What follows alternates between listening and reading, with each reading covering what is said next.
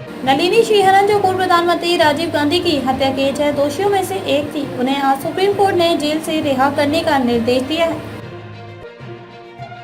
वेलोर में उनके आवास के पास उनके समर्थकों ने पटाखे फोड़े और मिठाइयों का वितरण किया। सुप्रीम कोर्ट ने पूर्व प्रधानमंत्री राजीव गांधी की हत्या में शामिल 6 दोषियों को रिहाई का आदेश दिया है।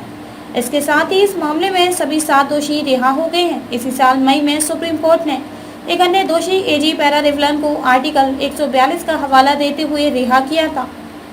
न्यायमूर्ति BR गवई और न्यायमूर्ति BV नागरत्ना की पीठ ने कहा कि जिस नियम के तहत एजी पैरारिवलन को रिहाई दी गई थी, वो इस मामले में दोषी पाए गए अन्य पर भी लागू होती है।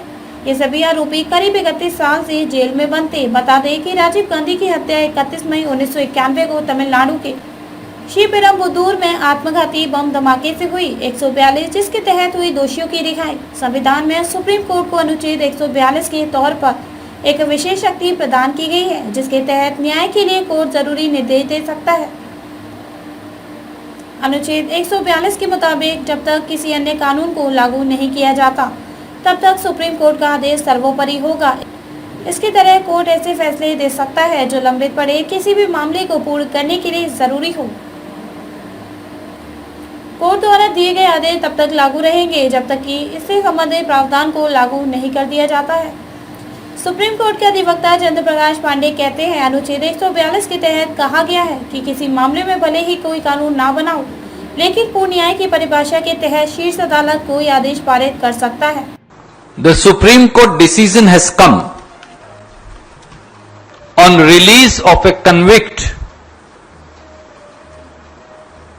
convicted for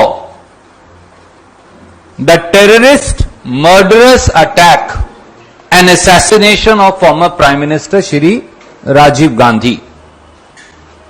The background is like this. On 9th of September 2018, the then AIADMK BJP government in Tamil Nadu recommended release of all 7 persons convicted for the assassination of former Prime Minister Shri Rajiv Gandhi. The recommendation of the cabinet of the AIADMK BJP government was sent to the former BJP leader Shri Banwari Lal Purohit, who is now the governor appointed by Modi government of the state of Tamil Nadu.